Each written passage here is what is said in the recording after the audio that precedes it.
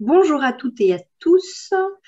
L'Association internationale des études québécoises, l'ambassade du Canada, la Bibliothèque de Stockholm et l'Institut français de Suède sommes ravis de vous voir aujourd'hui en si grand nombre pour écouter Andréane Frenette-Vallière.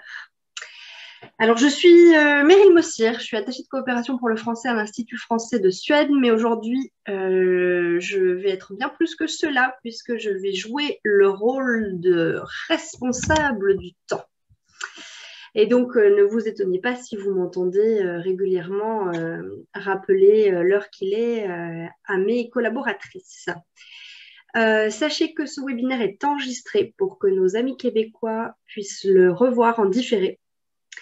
Vous pourrez poser toutes vos questions dans le chat du webinaire. Elles seront posées à Andréane dans un second temps. Et je voulais ajouter, avant de céder la parole à mes collaboratrices, que c'est la francophonie, avec ses 300 millions de locuteurs dans le monde, qui nous unit et qui nous réunit aujourd'hui autour d'Andréane et de ses poèmes dans le cadre du mois de la francophonie. Donc, je ne parle pas plus longtemps. Je cède la place désormais à Ida Westin, qui est co-organisatrice de l'événement et bibliothécaire à la Stockholm Stadsbibliothek. À toi, Ida. Merci, Mireille. Oui, d'abord, je veux dire que je parle le français plutôt que bien. J'espère que vous me pardonnerez pour ça. Oui, je travaille dans 3 bibliothèques au centre de Stockholm. Pour l'instant, je suis dans une petite bibliothèque qui s'appelle Sture. C'est dans le métro. Oui, on vient de fermer ici il y a une demi-heure. Dans le cercle de lecture que François Sul et moi avons initié en 2018, nous avons fait des rencontres littéraires accompagnées d'un beau groupe de lectrices intelligentes et engagées. Et c'est dans ce cadre qu'on continue maintenant avec cette rencontre avec Andréane. Emmanuelle Swenguedau, directrice de l'Institut français, nous a fait l'honneur de faire partie aussi de ce groupe. Nous avons lu et discuté des auteurs qui écrivent en français, mais qui ne sont pas nécessairement de la France. Nous avons fait connaissance avec Gaël Faye de Rwanda, Faïssa Guen de l'Algérie, Lise Tremblay de Québec au Canada et plusieurs d'autres. Et quand François récemment m'a parlé de Andréane Frenette-Vallière, cette jeune poète québécoise qu'elle avait trouvée, j'ai lu et je suis tout de suite tombée amoureuse de ces 2 recueils de poésie que vient de sortir aux maisons d'édition Norois au Québec. Une maison d'édition consacrée à la poésie. Et le dernier Cestral est nommé pour le prix de libraire au Québec. Ce sont des poèmes qui me bouleversent, mais d'une manière très douce. Il y a un rapport entre la nature sauvage dans le nord-est du Canada et l'écriture. Une sorte de minimalisme, dur, rude, à la fois facile à comprendre. Il y a pas mal d'oiseaux qui figurent aussi. Les mots d'Andréane n'ont par contre rien de volatile. Ils sont soigneusement choisis, je crois, et deviennent vivants, vibrantes, presque entourés d'un halo radioactif, pour emprunter une description d'un autre poète français, Michel Houellebecq. Je cite, « Dans la poésie, ce ne sont pas uniquement les personnages qui vivent, ce sont les mots.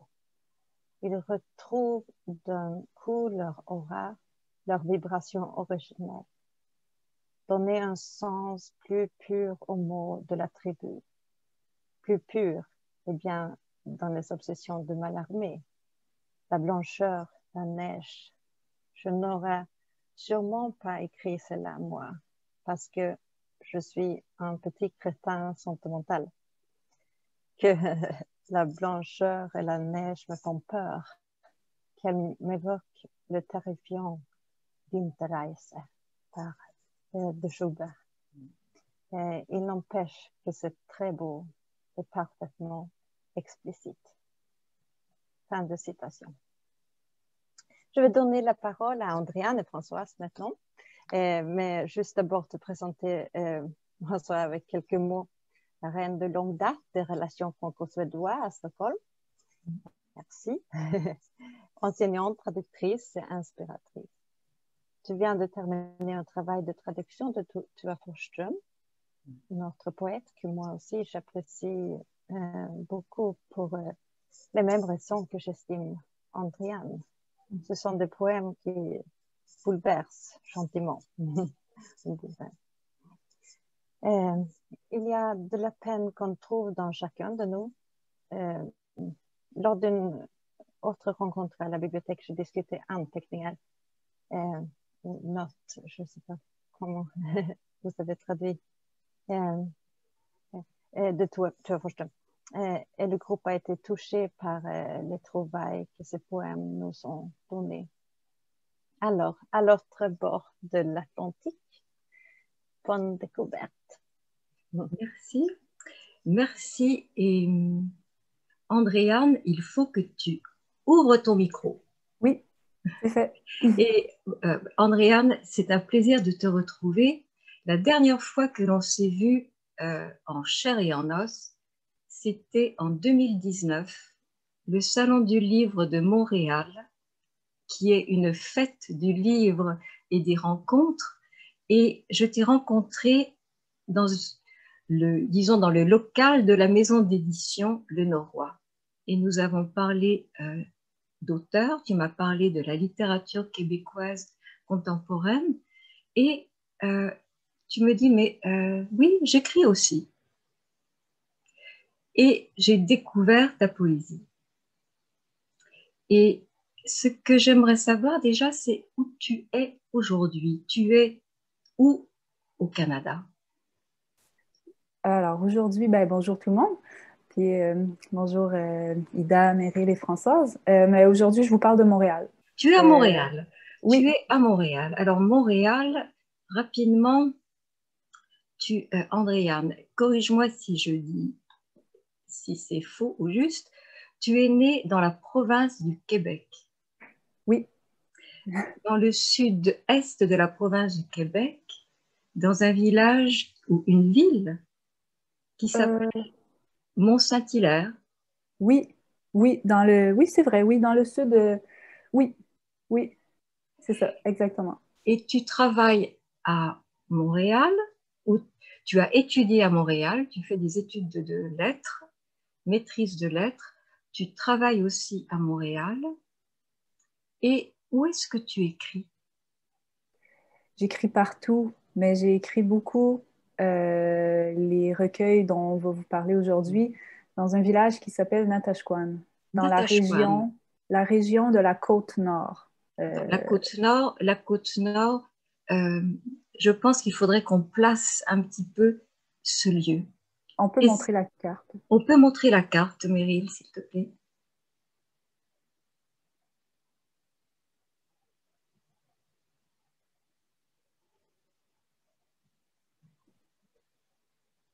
Oui, en effet. Donc, Stockholm, Montréal, Natashquan, c'est loin de Montréal, c'est sur la côte. Tu peux nous présenter le lieu où tu habites et où tu écris et pourquoi tu es dans ce lieu, Andréane? Natashquan, j'habite à Montréal et à Natashquan depuis environ 7 ans. C'est un village que j'ai découvert quand j'étais étudiante pour travailler durant l'été, pour sortir un petit peu de la ville. Sur la carte, ça paraît pas si loin, mais c'est 2 ou 3 jours de route en voiture. C'est 1300 km depuis Montréal, donc c'est une bonne distance. Ça paraît pas non plus beaucoup plus au nord, mais ce l'est. Et ça paraît beaucoup dans la végétation, dans le climat. C'est plus frais là-bas. La végétation n'est pas la même. Donc, je crois même que peut-être à Natashquan, dans ce très petit village, on est plus proche peut-être des paysages de la Suède. Mais je ne suis jamais allée en Suède, mais de ce que je comprends là, de vos paysages nordiques, il y a quelque chose qui se ressemble. Natashquan, est-ce que l'on pourrait, Meryl, avoir les photographies de... Ah oui. Et Andréane, est-ce que tu veux expliquer, commenter ces photographies? C'est toi qui les as Oui, prises. oui, ces photos, là, c'est seulement des photos de l'hiver, parce que c'est des photos que j'ai prises cet hiver. Là, j'étais là-bas il y a 2 semaines encore. Alors, on voit comment c'est beaucoup de nature. C'est un très petit village, il y a 250 habitants. C'est un mélange de forêt boréale et de toundra. Donc là, ce qu'on voit en ce moment, ça, c'est de la toundra, comme vous connaissez probablement. Donc, c'est des grands déserts, mais en fait, qui sont constitués de millions de microscopiques petites plantes de toutes les couleurs. On a un hiver aussi qui est très marqué, là. Donc, on reçoit beaucoup de neige. Et comme vous voyez, c'est un village de bord de mer. Donc, au Québec, on a un fleuve très important qui s'appelle le fleuve Saint-Laurent qui traverse une bonne partie là, du sud. C'est une vieille voiture abandonnée. Donc, le fleuve traverse une partie du sud du Québec et il s'élargit de plus en plus pour tomber tranquillement dans l'océan Atlantique. Donc, le village de Natashquan est situé vraiment à cette ouverture-là, ce qui fait que ce n'est plus le fleuve, c'est la mer qu'on voit. On ne voit pas de l'autre côté. Donc, c'est ça, pour l'environnement comme ça, c'est très maritime comme climat en même temps d'être nordique. Et ça, c'est moi dans la tempête. Oui, et en même temps, 250 habitants, c'est la solitude, c'est l'isolement. Oui. Oui, au début, quand je suis arrivée là-bas, c'était la solitude et l'isolement parce qu'on est loin. Et en même temps, tranquillement, au fil des années, on rencontre les gens. Alors, ça devient le contraire. C'est qu'on est on est très proche des gens. Ça devient une communauté très familière, là, très familiale. Puis, il y a aussi un autre village à côté qui s'appelle Nutaquan. Alors, là, c'est une communauté, ce sont des Inuits, c'est une communauté des Premières Nations ici au Québec. Eux autres, ils sont environ 1000. Donc, c'est vraiment ces deux villages-là qui sont très proches, mais après, tous les autres villages sur la Côte-Nord sont très éloignés et les distances sont grandes avant de rencontrer parfois un prochain village. À côté donc du village de Natashquan, qui on pourrait dire qui est ton lieu d'écriture, ta résidence d'écriture, Ouais. il y a un autre village, une autre communauté Innu, c'est-à-dire les Premières Nations indiennes Innu. Oui, Ça? ici, on utilise plutôt oui, les Premières Nations autochtones, donc il y a plusieurs nations au Québec, puis celle-là, ce sont les Inuits. Ce sont des Inuits qui habitent à Nutaquan. Le nom est presque pareil. D'un côté, c'est Natashquan et juste à côté, c'est Nutaquan. Natashquan, c'est en Innu. Ça veut dire là où on chasse l'ours. Donc, l'animal, l'ours, donc autrefois et encore aujourd'hui, c'est un animal qu'on pouvait chasser. Et pour revenir à ton écriture, tu as, si je ressens à ton parcours, tu as un parcours universitaire. Quel a été le déclin, pas le déclin, mais le déclic pour toi de l'écriture?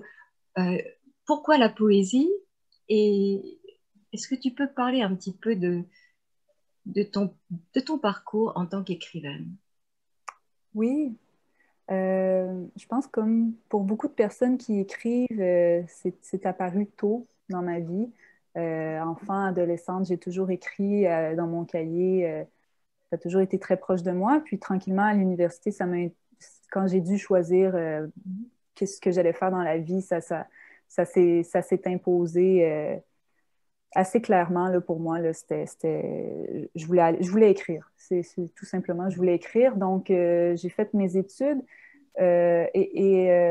Au Québec, on a un programme de création littéraire, un programme de maîtrise. Donc, c'est dans ce cadre-là que j'ai été accompagnée pour la première fois de manière un peu plus serrée par un professeur incroyable qui s'appelle René Lapierre, qui est un poète aussi au Québec. Donc, c'est avec lui que j'ai construit vraiment tout mon rapport à la fois matériel et théorique à l'écriture. Par contre, ce livre-là, Juillet le Nord, donc lui est apparu vraiment, ce premier livre-là, et je l'ai écrit lors de mon premier séjour à Natashquan. Donc, je suis arrivée à Natashquan, j'avais 24 ans, j'écrivais comme d'habitude un peu tous les jours, mais là, dans ce lieu-là qui était complètement nouveau, qui me fascinait complètement, qui m'émouvait, qui était tellement beau, j'ai écrit beaucoup et en rassemblant ce premier séjour d'écriture-là, c'est devenu un recueil de poésie. Et si je peux répondre peut-être pour la poésie, je crois que ce qui m'a menée vers la poésie aussi, c'est la possibilité de dire beaucoup de choses en très peu de mots. Donc, mes poèmes sont souvent très petits et je crois que ça répondait à une espèce de souci de l'essentiel et de respiration en même temps du langage. Pour moi, la poésie, ça permettait ça. Et Ida, je pense, a très bien résumé l'impression que laisse la lecture de tes poèmes. Et il bouleverse gentiment, parce qu'il y a un mélange il y a une émotion très forte, et puis en même temps, c'est comme si on tombait dans de la neige, on ne se fait pas mal. Et tu as écrit, Andréane, 2 recueils de poésie qui ont remporté un très grand succès, un énorme succès. Le prix, ton premier recueil a eu le prix Félix Leclerc en 2019. Et le deuxième recueil, je dis bien le deuxième parce qu'il y en aura d'autres, Cestral est finaliste pour le prix des libraires et on saura en mai qui est gagnant, n'est-ce pas? Qu'est-ce que cela signifie pour toi d'être reconnu avec des prix littéraires? C'est très inattendu. C'est très inattendu, mais c'est une magnifique reconnaissance. C'est le milieu littéraire, mais c'est aussi le prix des libraires. Être finaliste pour ce prix-là, c'est les libraires, c'est les gens dont le métier, c'est de rencontrer le lecteur et de parler de livres. Donc, pour moi, ça, je trouve ça tellement proche du plus grand plaisir qu'on a de lire. Ça me touche beaucoup. Pour toi, lire, c'est quoi? Lire. Si tu donnes un synonyme du verbe lire. Lire, un synonyme du verbe lire, c'est rencontrer, je pense. Ouais, je pense que c'est rencontrer de la façon la plus intime qui soit l'autre. Rencontrer, lier, faire voyager, c'est une capacité incroyable que nous avons de pouvoir lire et de savoir lire. Oui. J'aimerais que tu présentes un petit peu plus Juillet le Nord et que l'on puisse lire des textes aussi, que tu lises des textes, Ida, que tu les lises dans la traduction que tu as faite, qui est si belle, et que l'on puisse commenter un petit peu le travail de traduction, les difficultés éventuelles rencontrées, parce que Juillet le Nord, Andréane, tu parles à Ida qui est du nord de la Suède, n'est-ce pas, Ida? Oui. Donc, tu connais le nord. Et Oui. la question pourrait être, est-ce que votre nord est identique ou est-ce qu'il y a 2 nords ou une nordicité différente en Suède ou au Québec? Mais j'aime beaucoup ce livre parce qu'il y a... est-ce que c'est un point d'interrogation à l'envers ou non? Non, c'est la collection, c'est un I. C'est la collection initiale des éditions du Norois présente des premiers recueils de jeunes poètes. Donc, c'est pour ça le I, c'est pour nommer la collection initiale. Et le Norois est une maison d'édition particulière parce qu'il, si j'ai bien compris, le Norois ne publie que de la poésie. Presque, oui. Presque seulement de la poésie. Il publie aussi une collection d'essais qui vont porter sur la création. ça peut être la création littéraire, mais parfois aussi la création, par exemple, la danse. Mais sinon, c'est vraiment de la poésie. C'est une maison d'importance quand même au Québec qui a 50 ans cette année. Donc, il y a beaucoup de grands poètes là, qui ont participé à cette maison-là. Alors, bon anniversaire au Norois. Oui. Et Juillet le Nord. Et ce texte commence avec ce qui m'a frappé dans ce texte, et vous allez commencer à le lire, c'est la présence des dessins. Et il y a le texte qui est placé, et puis cette main stylisée qui va se déployer. Andréane, est-ce que tu pourrais expliquer pourquoi tu as cette main, ce point qui va s'ouvrir et comment? Le point, la main comme telle, je pense que c'est la première chose que j'ai vue pour la dessiner. Et après, le sujet, je pense, de ce dessin-là, c'est plutôt la ligne.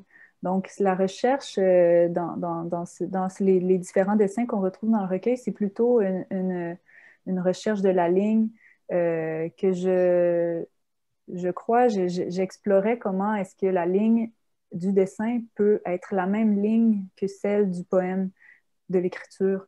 Et en fait, ça se fait un peu naturellement, c'est-à-dire que quand on est dans un état d'esprit ou d'émotion ou de pensée, puis qu'on écrit, ben, si à côté on dessine, on dirait que ça va de soi, que ça va aller ensemble. Donc, de la même façon que les poèmes sont petits et parfois ils sont concis, ben, les dessins aussi sont très aérés. Bon, on peut en montrer d'autres peut-être, mais enfin, oui, c'est plutôt... ici, c'est encore une main, mais parfois aussi, c'est des personnages. Oui. Et donc, c'est du dessin comme ça, là, à main levée. Je vous propose de commencer... Je vous propose de commencer à lire, d'entrer dans Juillet le Nord. Oui. Donc, on va faire une lecture bilingue. Faites une lecture bilingue. Faites une lecture bilingue. À toi, Andréane. Parfait. On lit c'est le début du recueil.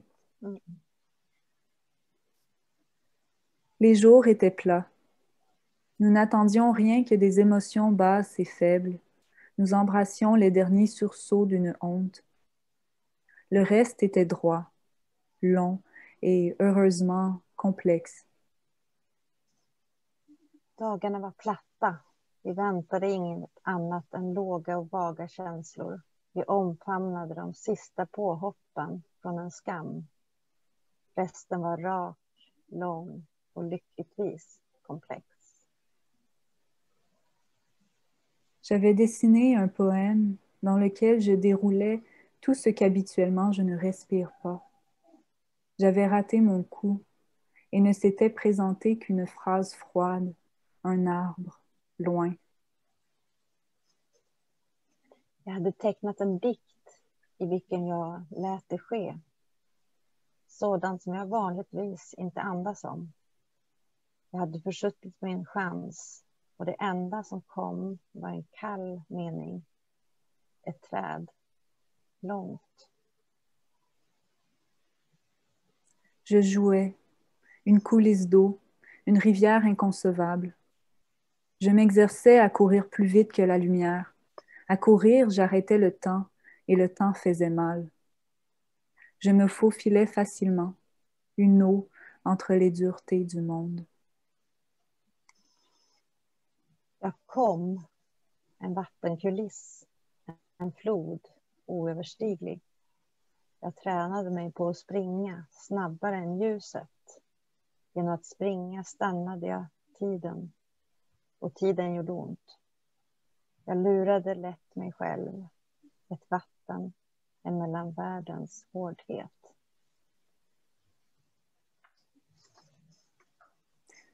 Nous dormions très peu sur la côte nord. Le soleil des longues journées d'été réveillait les plus photosensibles.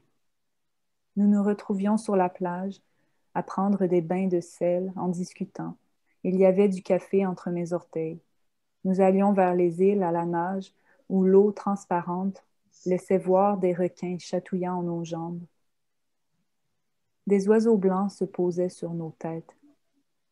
Nous vieillissions gentiment. Quand je me blessais, en tombant dans un fossé, en marchant sur la coque d'une palourde, je me penchais sur mes bleus et mes plaies, j'interrogeais les couleurs. Je refusais toute aide, essayais d'être indépendante. J'essayais. Vi sov väldigt lite på den norra kusten. Solen under de långsträckta sommardagarna väckte de mest ljuskänsliga. Vi återfann oss på stranden diskuterandes medan vi tog salta bad. Det fanns kaffe mellan mina tår. Vi begav oss mot öarna, simmandes där det klara vattnet medgav sikt på hajar nosandes på våra ben. Vita fåglar satte sig på våra huvuden. Vi åldrades snällt. När jag skadade mig genom att ramla vid vägkanten när jag trampade på ett musselskal lutade jag mig mot mina blåmärken och mina sår. Jag sökte svar i färgerna. Jag vägrade all hjälp. Försökte vara oberoende. Jag försökte.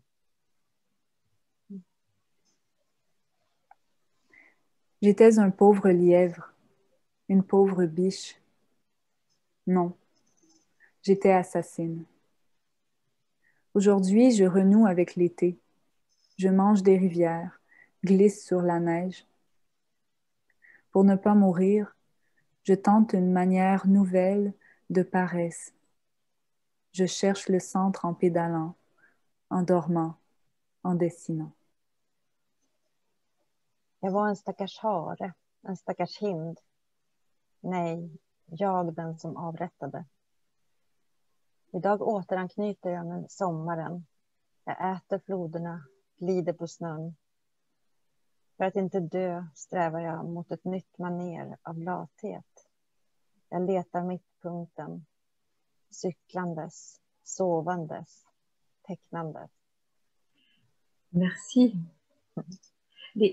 On a eu une discussion, vous vous rappelez, toutes les trois sur la traduction des poèmes. Et j'ai trouvé que c'était intéressant la discussion que nous avions eue sur comment traduire la rivière. Et la rivière, Ida, tu as choisi le terme flood. Et est-ce qu'il... Oui. Oui. Si Andréane habitait au nord de la Suède, peut-être elle aurait écrit älv. Mais ça, c'est quelque chose de très spécial pour la Suède. Ça aura placé sa poésie ici. Et c'est pas ce que je vois. Je vois que c'est là-bas, chez toi, Andréane. Tu peux décrire un elve. Qu'est-ce que c'est elven? Est-ce que Mais c'est grand, c'est comme un fleuve. Un fleuve. Au moins 20 mètres, je crois. Ouais.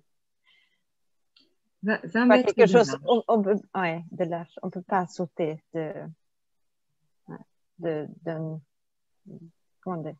bord à l'autre. On ne peut pas sauter d'une rive à l'autre. Non. Et Andréane, quelle est pour toi la différence entre une rivière et un fleuve? On a beaucoup de rivières ici, mais sont toutes assez grandes, je pense. Mais le fleuve est encore plus grand. Mais on a un fleuve ici. Je vous en parlais un peu tout à l'heure. On a un fleuve très important et très grand et qui s'ouvre et qui devient la mer. C'est le fleuve Saint-Laurent. Mais donc, nos rivières, je pense, sont assez grandes souvent. On en a beaucoup. L'espace, habiter l'espace d'une autre façon. Et je me rappelle, on a discuter sur glisser sur la neige. Je mange des rivières, glisse sur la neige. Et pour moi, glisser sur la neige avec mon éducation française de Bourgogne, glisser sur la neige, je tombe. Et glisser sur la neige pour toi, Ida, et pour Andréane, qu'est-ce que c'est? C'est voler? C'est comment? C'est quoi? Oui, ben, glisser quand ce n'est pas pour tomber, c'est avancer. Comme on connaît le sport, le ski, le patin, donc c'est vraiment, ça appartient au vocabulaire de la nordicité et de l'hivernité. Donc, glisser, c'est voler. C'est voler. Oui, exact. Belle définition. Oui. Oui. Et il y a, je ne sais pas si, je vais montrer le livre un petit peu pour montrer la structure du livre.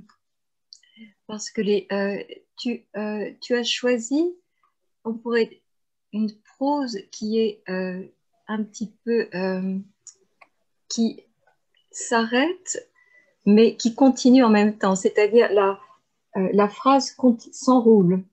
Et là, tu as choisi une autre structure de texte, une structure un peu plus formelle en tant que construction, un poème construit. Est-ce que tu voudrais commenter ce choix d'écriture, Andréane?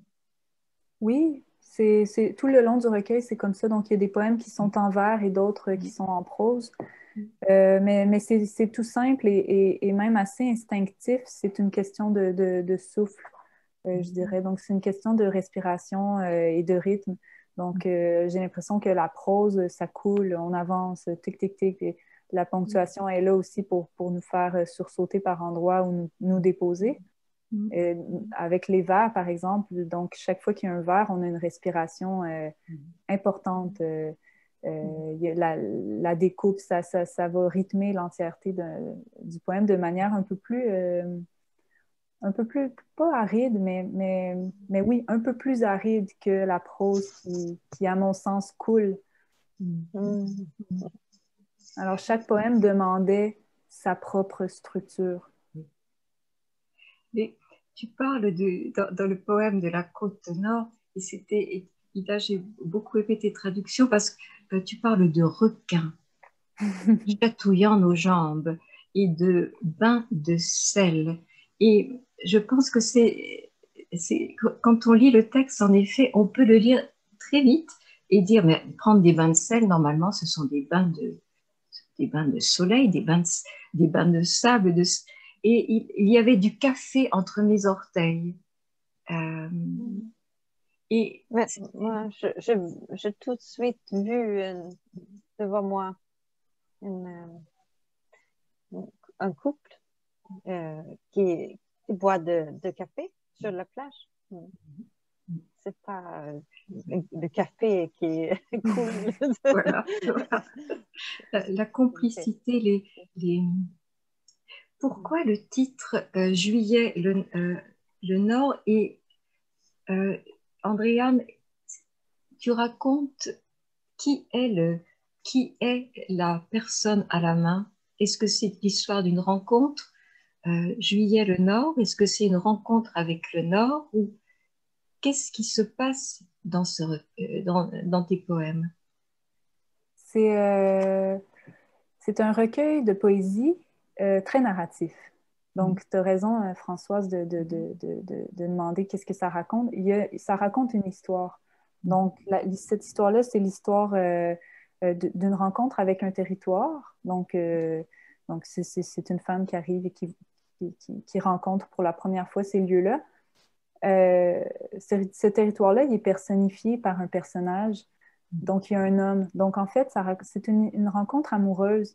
Mais cet homme-là est comme la manière dont on peut entrer en contact avec le paysage, la nature, la mer, parce que lui, c'est un homme de la place qui a grandi, qui vient de cet endroit-là. Donc c'est ça, il incarne tous ces lieux-là. Puis, et donc, ce qui se passe aussi, c'est une espèce une volonté de s'ancrer quelque part. Donc, la voix, elle est très flottante. On sent que la voix de l'écriture, la narratrice, elle n'arrive pas, elle cherche, elle erre, en même temps qu'elle est très émue par tout ce qui l'entoure, en même temps qu'elle discute avec le bonhomme. Elle n'arrive pas à se poser, mais c'est à force de parler et c'est à force d'écriture que finalement, c'est la poésie qui permet de s'asseoir et de respirer un instant et de prendre le temps de voir les choses. C'est comme ça. Tu vas enchaîner avec un autre recueil qui s'appelle Cestral. Et Ida, est-ce que tu voudrais le montrer, s'il te plaît, Cestral? Oui. Et c'est une Cestral. Andréane, première question, que signifie Cestral? Cestral, c'est un mot que peu de gens connaissent. C'est normal que vous ne connaissiez pas ce mot. Donc, je suis allée chercher ça dans le mouvement scout français qui existe ici aussi au Québec. Donc, c'est les jeunes adolescentes qui allaient faire du scoutisme dans le bois parlaient entre elles de cestralité, qui est un synonyme de la sororité. Donc, cette alliance-là qu'on va retrouver entre des femmes, mais là, ça s'inscrivait dans le contexte de la vie dans le bois et il y avait comme une espèce de penchant un peu spirituel. Donc, on est peut-être moins dans la lutte communautaire, mais plus dans le une à une, qu'est-ce qu'on peut faire ensemble, puis... et donc, c'est ça. Donc, c'est un mot que j'ai décidé de ressortir, là, d'en dessous, qui était caché, bien caché, puis qui correspondait complètement au projet que présente ce livre-là, là, qui est en fait un dialogue entre deux sœurs. C'est ce qui se passe dans ce livre. Et la photographie est superbe. C'est toi qui as pris la photographie? C'est une œuvre de ma sœur. Donc, ma sœur Estelle Frenette-Vallière, donc c'est elle qui a fait cette œuvre-là. C'est une artiste, et puis pour moi, donc, ça faisait plein de sens de collaborer avec elle pour un projet comme ça. Alors, on entre dans le texte. On entre dans le texte. Oui. Andréane? Oui. Encore une fois, on commence du début.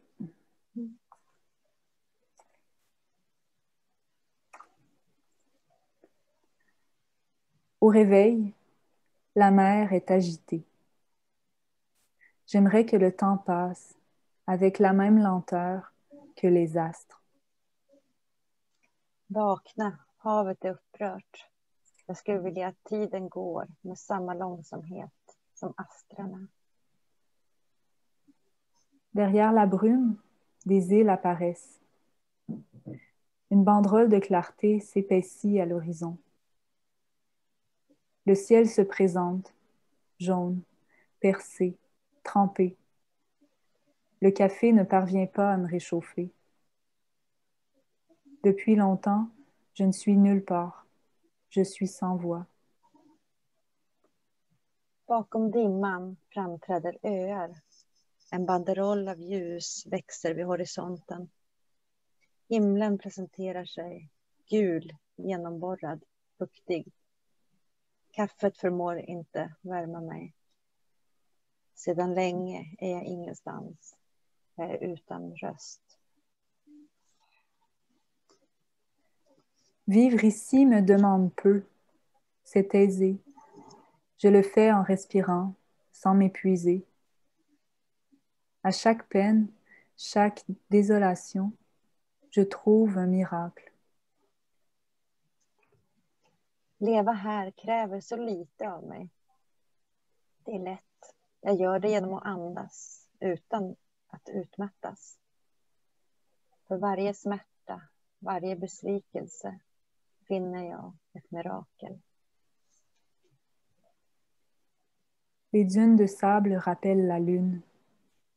Sur elles, des herbes courtes et brûlées se traînent dans un vent d'effroi.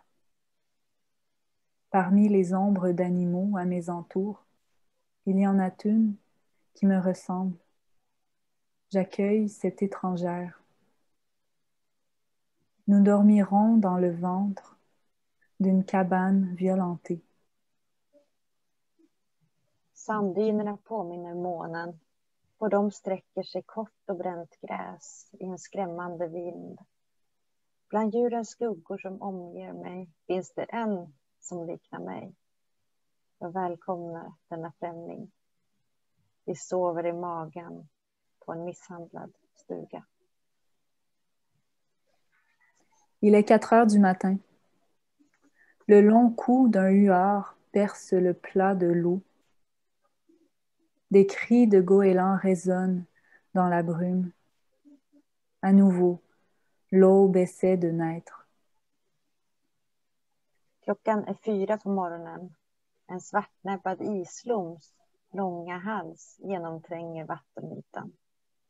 Trutarnas skrin genljuder i dimman. På nytt försöker gryningen födas. L'aube, c'est le ciel noir qui se déchire au centre, qui s'écarte comme une plaie rose pastel. Ça en affole quelques-uns. Puis les tons s'égalisent et les nuages entrent dans les maisons. Gryningen, det är den svarta himlen som slits i mitten, som öppnar sig som en rosa spricka. Detta gör vissa till sig. Sedan fördelas ljuden jämnt och molnen går in i husen. Bon matin, ma sœur. Je pars me promener près de la baie. Tu trouveras du café dans l'armoire, à la droite de ma penne. Prends tes aises, fouille, assieds-toi, regarde les balbuzards. Ils plongent. Je ne serai pas longue. God förmiddag, min syster. Jag tar en promenad vid viken. Det finns kaffe i skåpet till höger om min smärta.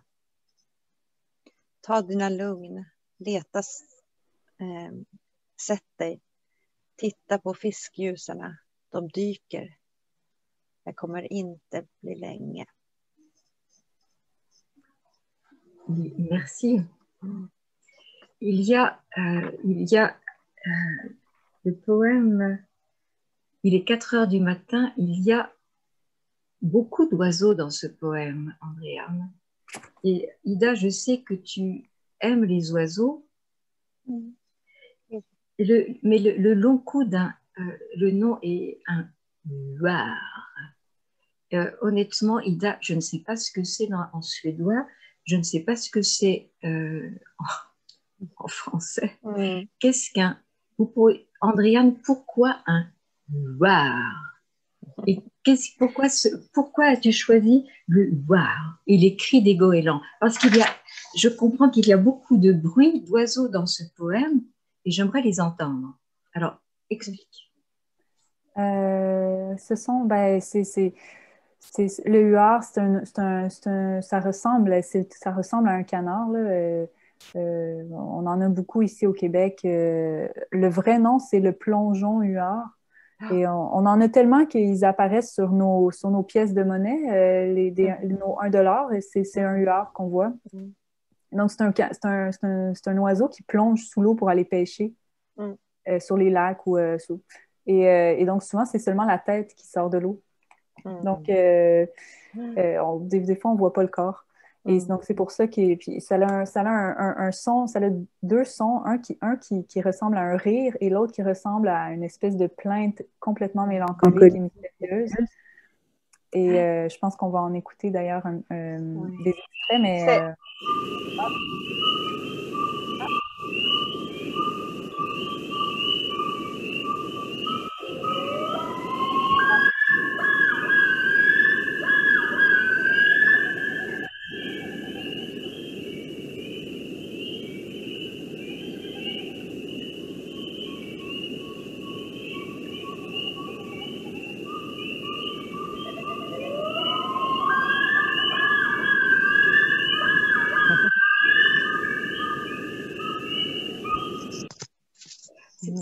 c'est une voix humaine.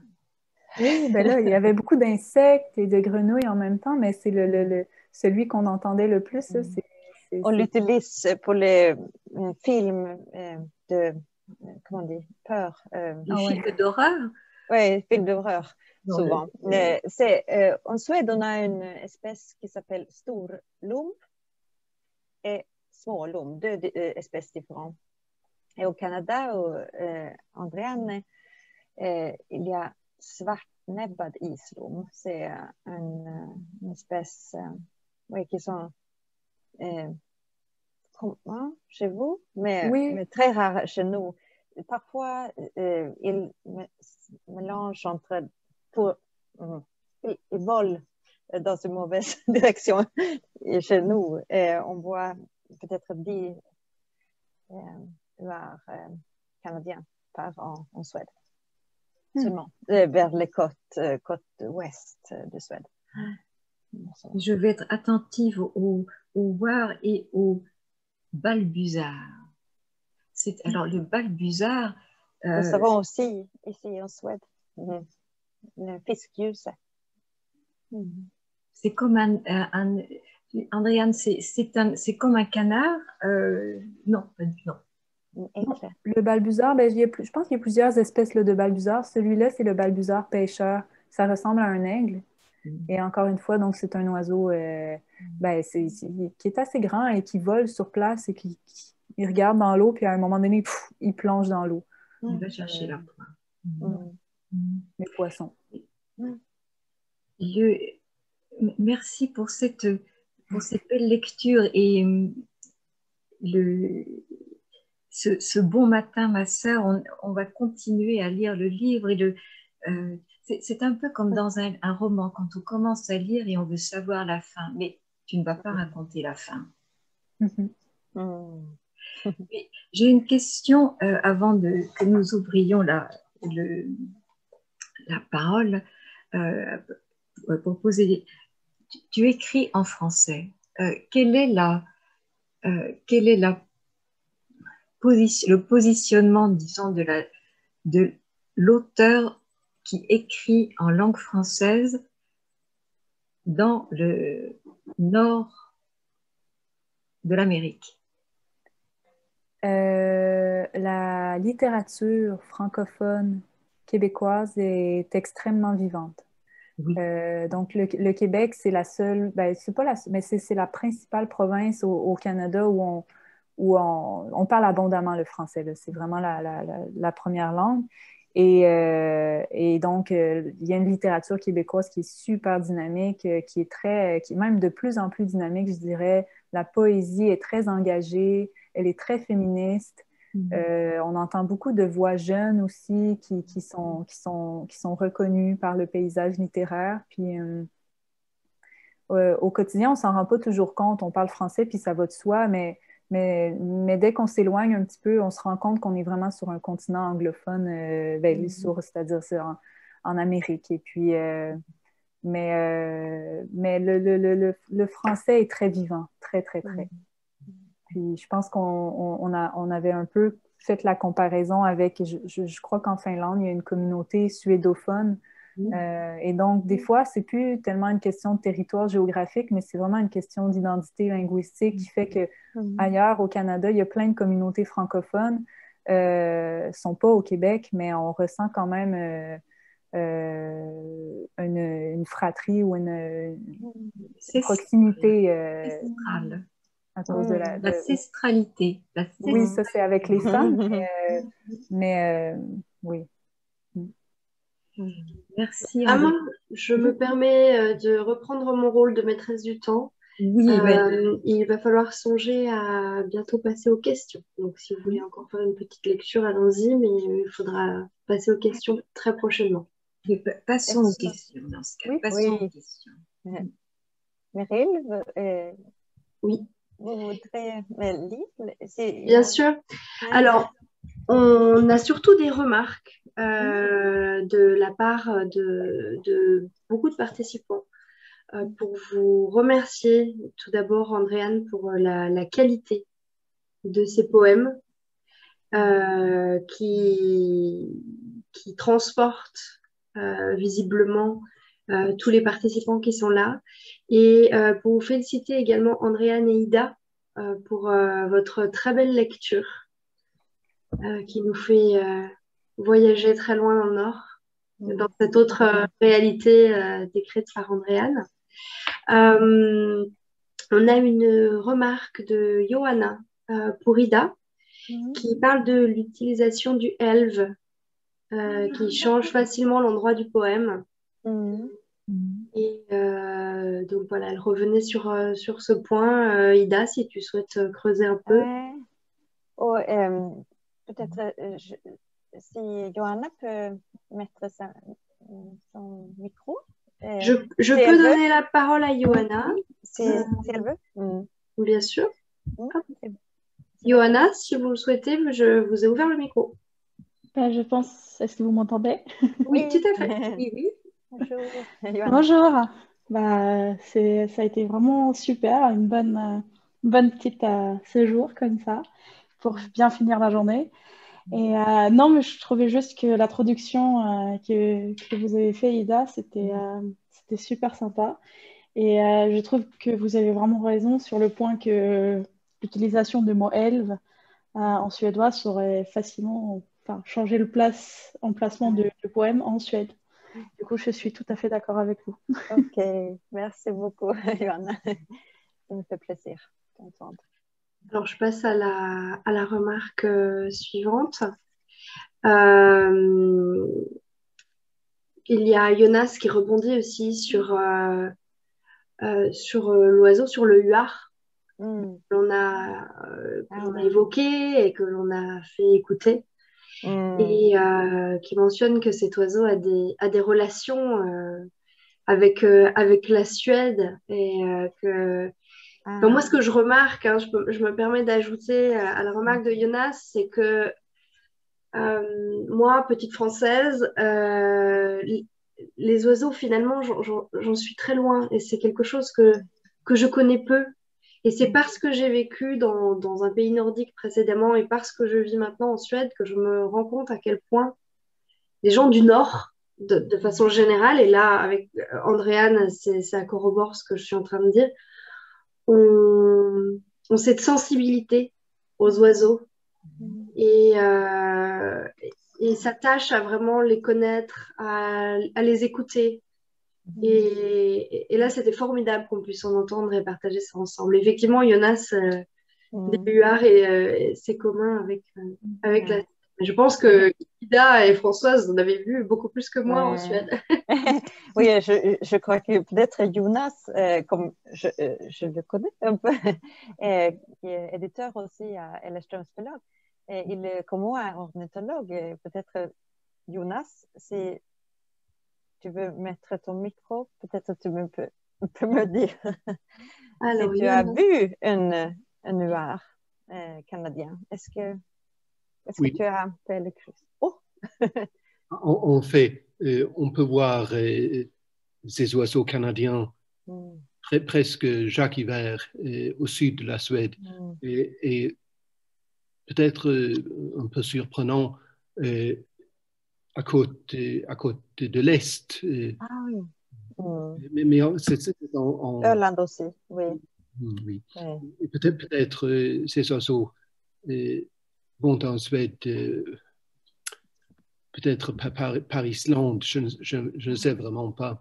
Mais ils ne sont pas, on peut les voir presque chaque hiver en Suède. Alors, merci. Merci beaucoup, Jonas, pour votre intervention. Je me permets de revenir aux questions. Nous avons une question de Karine qui m'a été envoyée directement dans le chat pour nous, les 4 panélistes. Andréane, donc cette question s'adresse à Andréane. Quel sentiment, quelle sensation cela fait d'entendre ces poèmes récités dans une langue qui n'est pas la tienne? Et c'est vraiment fascinant. C'est comme un autre texte, mais puis en même temps, je sens que Ida, elle les lit avec avec à la fois sa voix à elle, mais je sens aussi qu'elle s'ajuste au texte, comment moi je dis, mais sinon c'est beau. C'est beau, c'est une langue que je comprends pas, malheureusement, mais donc tout ce que j'entends, c'est la musique et c'est très joli, c'est un cadeau. Parfait. Merci Andréane. Nous avons également une autre question qui a été posée par le même biais et qui demande si les Inuits apprécient cette poésie aussi. Enfin, cette poésie dans le sens les fleuves, les oiseaux, la mer, l'hiver, etc. Est-ce qu'ils s'identifient, est-ce qu'ils se sentent proches de cette forme de poésie? Alors, les Inuits, c'est une autre communauté que je connais moins. Ça ressemble beaucoup à celle dont je parlais, c'est les Inuits.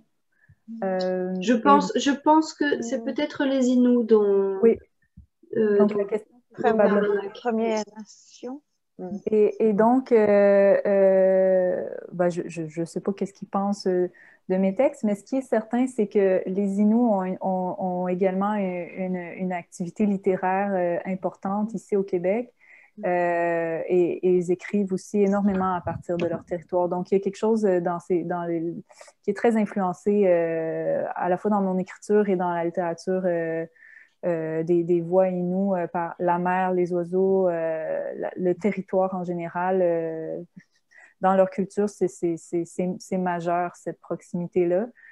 Donc, je suis certaine qu'ils doivent trouver beaucoup d'écho dans nos... Moi, je suis influencée par leur écriture, alors je suis certaine que les auteurs Inuits doivent trouver quelque chose aussi dans mon travail à ce niveau-là.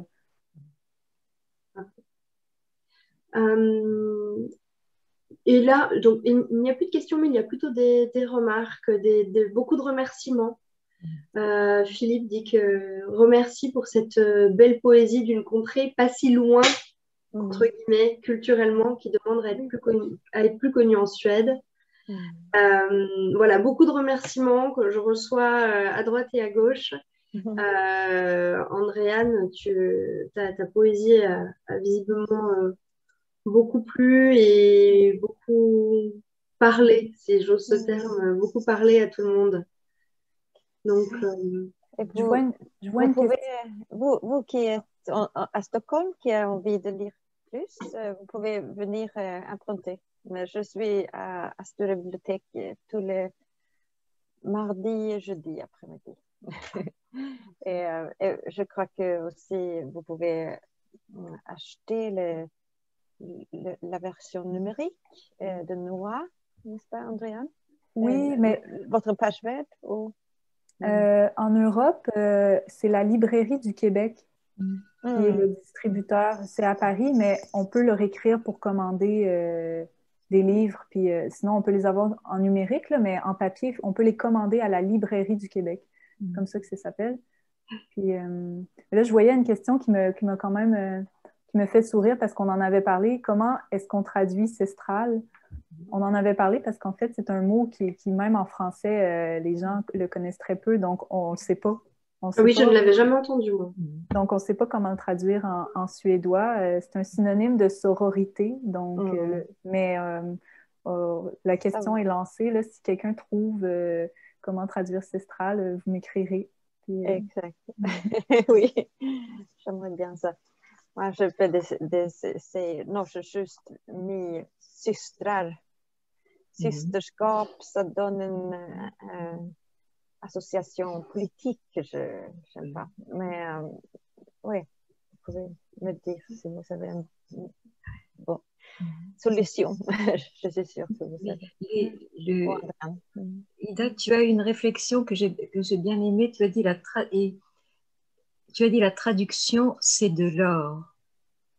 Comment Andréane et Ida, vous avez... Non, je dis les poèmes en général. Un poème, c'est comme un peu trouver de l'or. Et Andréane, comment est-ce que tu as vécu ce moment, disons, quand ton texte n'est pas changé, mais disons, interprété par une autre sensibilité. Comment est-ce que pour toi c'était une réécriture, c'était une autre expérience? Oui, un petit peu. Ben, on a la chance de pouvoir, on a eu la chance de pouvoir en discuter. Donc c'est vraiment intéressant de pouvoir suivre le processus de Ida. Mais oui, c'est une interprétation. C'est très important, moi, je pense, le travail comment elle va habiter. Parce que c'est sa langue. Donc, elle comprend la mienne, mais après, elle va écrire avec sa langue, avec sa voix. Alors, il faut complètement qu'elle habite l'écriture. Donc, ça devient moi l'accompagnatrice et elle, l'auteur, en quelque sorte. Très sympa. Un travail ancestral. Vous êtes ancestral. Voilà. Oui. Et voilà. Ouais. Parfait. Eh bien, merci à toutes.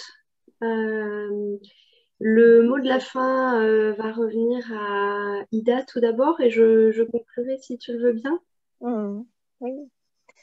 Merci pour avoir écouté. Je crois que Mary va mettre cet entretien sur votre page web aussi. C'est ça. Après, comme si vous avez des amis qui veulent découvrir Andréane aussi. Et comme je dis, vous êtes les bienvenus, bien sûr, à la bibliothèque. Et ça vaut vraiment le coup de lire ce texte. Vraiment, c'est des petits bijoux. Attention, tu vas déchaîner les foules devant la bibliothèque. Hein. Ah oui. Avec des masques, n'oublie pas. Bien sûr. Alors, je conclurai en disant que, au nom de l'Association internationale des études québécoises, de l'ambassade du Canada, de la Bibliothèque de Stockholm et de l'Institut français de Suède, je tenais tout particulièrement à remercier tout d'abord Françoise pour son animation hors pair, Ida pour ses traductions et ses lectures magiques, et pour terminer, et surtout, Andréane pour nous avoir fait rêver et pour avoir partagé ses voyages par la pensée. Donc, comme le disait Ida, ce webinaire sera disponible en rediffusion sur le compte YouTube de l'Institut français de Suède. Vous pouvez y accéder via notre page web. Merci à toutes et à tous d'avoir assisté à ce webinaire. Merci pour vos questions. Merci pour vos commentaires. Et à la prochaine fois. Absolument. Merci tout le monde. Merci pour l'invitation. Merci, Au revoir. Merci encore. À tous.